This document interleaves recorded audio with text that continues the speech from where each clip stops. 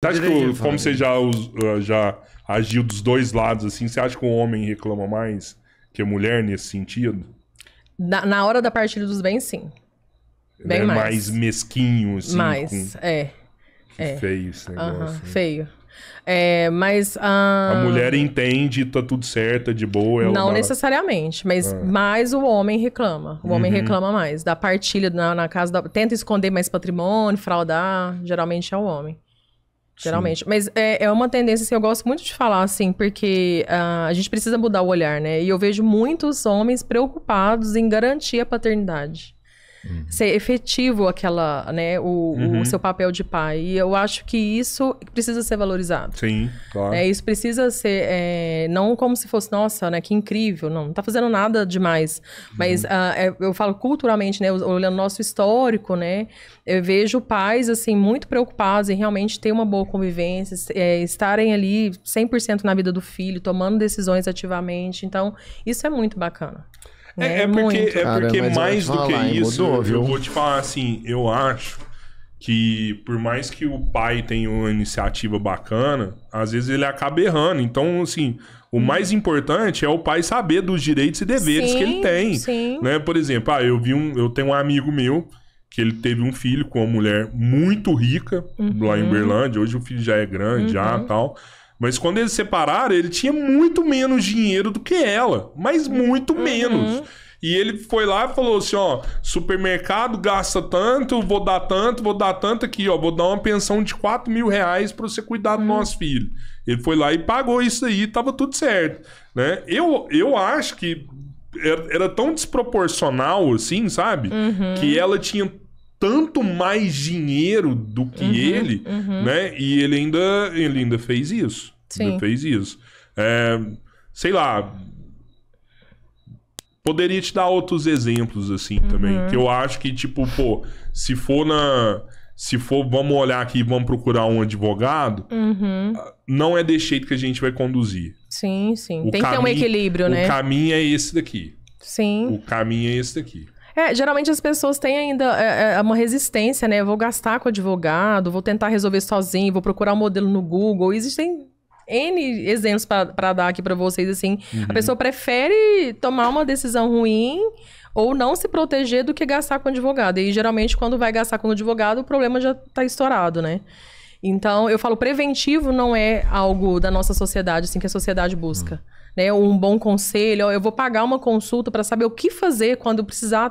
Não, isso hoje em dia acontece muito, né? Hoje lá no escritório, por exemplo, a gente trabalha dessa forma, mas muitas pessoas ainda têm resistência.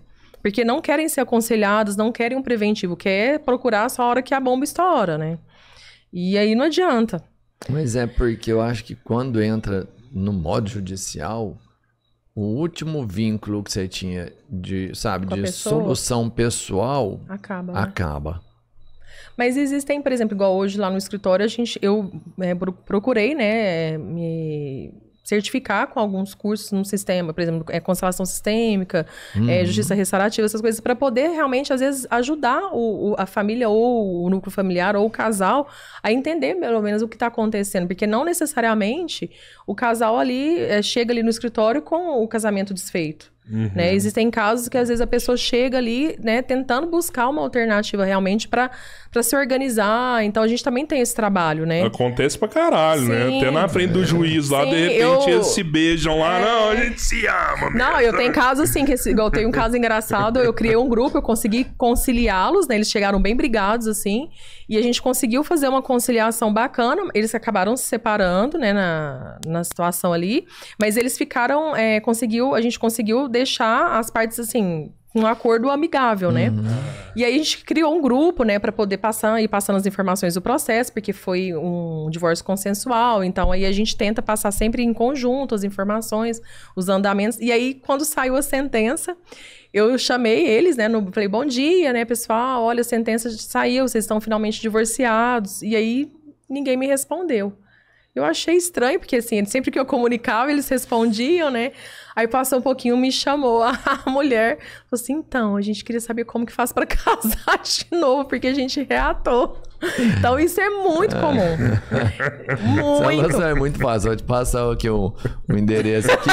Eu, inclusive, tem uma pessoa que faz eventos aqui, um buffet ótimo. Você já me chama pra festa. O cerimonial. Então, assim, acontece muito. Então, não tem jeito de anular, né, o divórcio. Não. Né? Depois dessa sentença definitiva, né? não.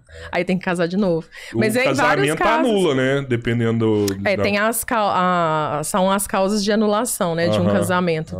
Tem sim. Por exemplo, um exemplo assim que é clássico. A pessoa não podia ter filho e não comunicou, né? A pessoa casou achando... Ou que tinha uma doença, né? Altamente contagiosa ou degenerativa que poderia impactar ali na relação. Aí são N casos, assim. Aí pode requerer anulação. Ou a pessoa era criminosa e a pessoa não sabia, sabe? O cara casou com uma doença e não falou. Ou não podia ter filha, né? Estéril, né? E não comunicou. Sabia, tinha ciência e não comunicou. Mas e se ela não sabe?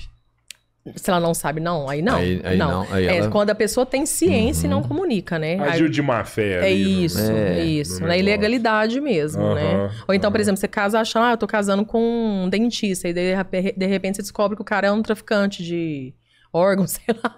Entendeu? Uma coisa assim, esdrúxula, mas só pra dar um exemplo, né? Você descobre que a pessoa não tinha aquela profissão, era uma profissão totalmente ilícita.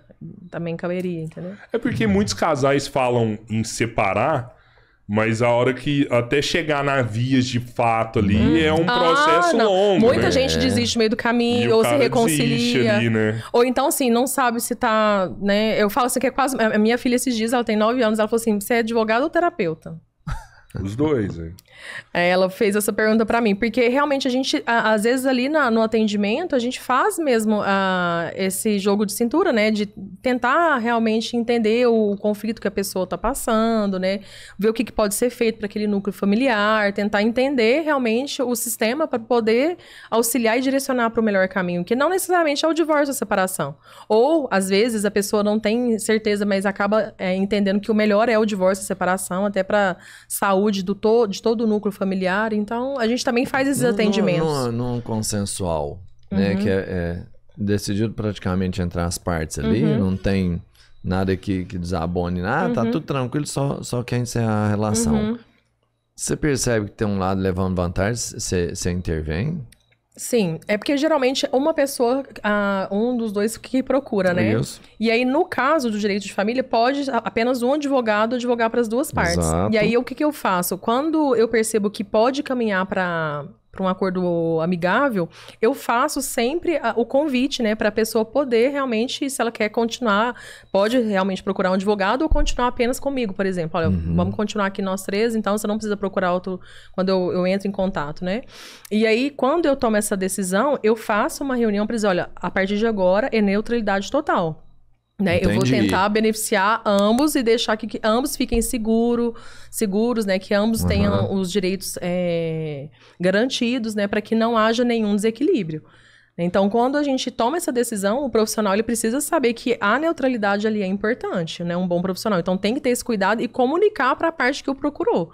Porque, às vezes, a pessoa procura na intenção de ser um divórcio litigioso, unilateral, mas acaba que quando a gente tenta, na maioria das vezes a gente tenta uma comunicação prévia para ver se consegue um acordo, acaba que direciona para esse lado e a outra pessoa acaba contratando também o nosso serviço. E aí a gente faz esse comunicado.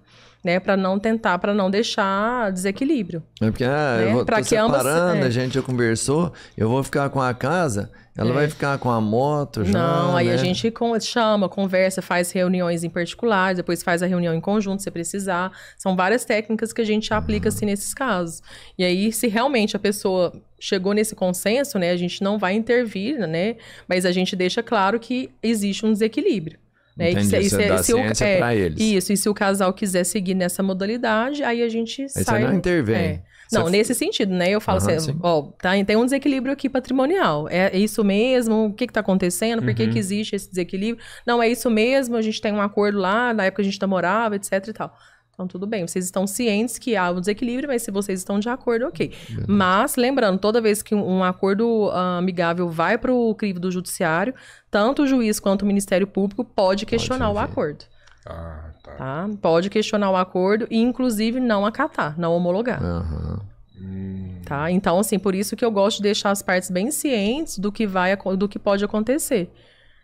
Mas e aí, se eles não aceitarem, não homologarem... Precisa rever. Tem que atender tem que rever. O que eles pediram.